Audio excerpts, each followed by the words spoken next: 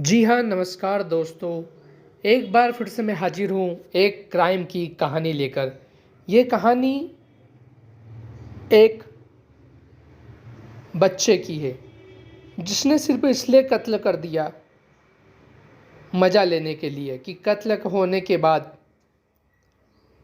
सांसें कैसे उखड़ती हैं।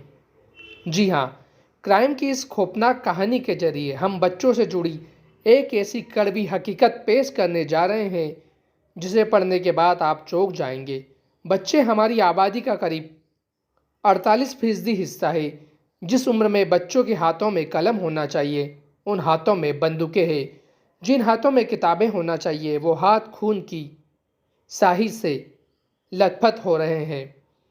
बच्चों के जुर्म की ताज़ा और दिल को दहला देने वाली कहानी बिहार के मधुबनी से सामने आई है। कत्ल की ये वो कहानी है जिसे बिहार के 3 नाबालिगों ने अंजाम दिया। कत्ल के केस में जो खुलासा हुआ उसने सभी को चौंका के रख दिया।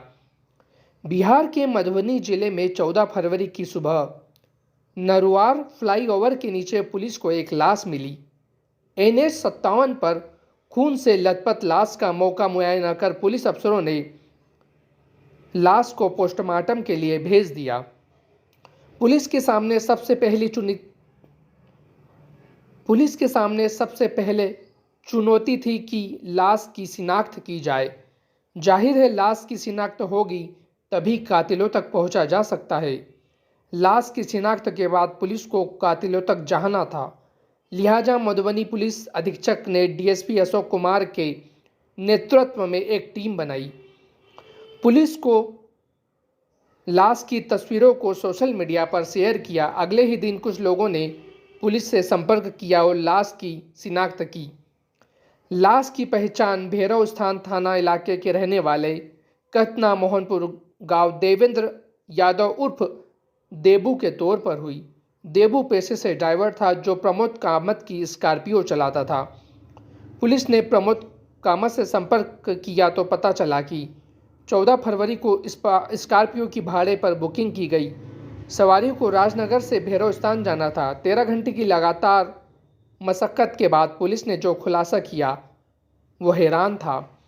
झंझारपुर SDPO अशोक कुमार ने बताया कि स्कॉर्पियो की बुकिंग 16 वर्षीय किशोर ने अपनी बहन को ससुराल से लाने के लिए की थी। नाबालिग ने चालक देबू को अपने घर राजनगर थाना क्षेत्र के अलीचक बुलाया। इसके बाद कार में 3 नाबालिग सवार हुए। तीनों ने ड्राइवर को मधेपुर की तरफ चलने को कहा। रास्ते में NH-57 पर नरुआ कट के पास पेशाब करने के लिए स्कॉर्पियो रुकवाई। जैसे ही कार रुकी, पीछे बैठे सीट पर बैठे एक नाबालिग ने चालक की गर्दन को रस्सी से जकड़ दिया। दूसरे नाबालिग ने दूसरी तरफ से रस्सी खींची। तीसरे नाबालिग ने एक बड़ा सूजा ड्राइवर की गर्दन में घुसा दिया। करीब 5 मिनट तक छटपटाने के बाद देबू ने दम तोड़ दिया। तीनों देबू को तड़पता हुआ देखते रहे। देबू के कत्ल के बाद तीनों नाबालिगों ने उसके शव को ड्राइविंग सीट से खींचकर पेलियन सीट पर रख दिया और स्कॉर्पियो भैरव स्थान की तरफ दौड़ा दी। यहाँ तीनों ने नरुआर ब्रिज के नीचे देबू का शव फेंक दिया और फरार हो गए। पुलिस ने तीनों नाबालिगों को हिरासत में ले लिया और अलीगांव से स्कॉर्पियो भी बरामद कर ली। पुलिस ने जांच में खुलासा किया कि तीनों नाबालिगों ने मरने से पहले इंसान को तड़पता हुआ देखने के लिए मर्डर किया। पुलिस को यह भी बताया कि जब ड्राइवर की जान निकल रही थी तब तीनों नाबालिग जोर जोर से हंस रहे थे। तीनों ने बताया कि ड्राइवर से उनकी कोई दुश्मनी नहीं थी। हिरासत में लिए गए नाबालिगों ने पुलिस को बताया कि इंटरनेट पर क्राइम शो देखकर इस घटना को अंजाम देने का प्लान बनाया। पुलिस ने तीनों को कोर्ट में पेश करने के बाद बाल सुधार गृह भेज दिया। क्राइम तक हमारी आपसे अपील है कि अपने बच्चों पर नज़र रखिए, बच्चों के दोस्तों को जानिए, जेब खर्च का हिसाब किताब रखिए, स्कूल में अटेंडेंस चेक कीजिए, आपका बच्चा कहाँ जाता है, किससे मिलता है और कितनी देर घर से बाहर रहता है, उसकी हर खबर रखिए। यह हिदायत नहीं बल्कि एक चेतावनी है और यह चेतावनी हम नहीं बल्कि खुद पुलिस भी देती है। क्राइम के आंकड़े गवाह है कि देश के बच्चों के कदम बड़ी तेजी से जुर्म की काली दुनिया की ओर बढ़ रहे हैं। जिन हाथों में कलम होनी चाहिए वो नन्हे हाथ कट्टे, बम और चाकू थामने को बेकरार है।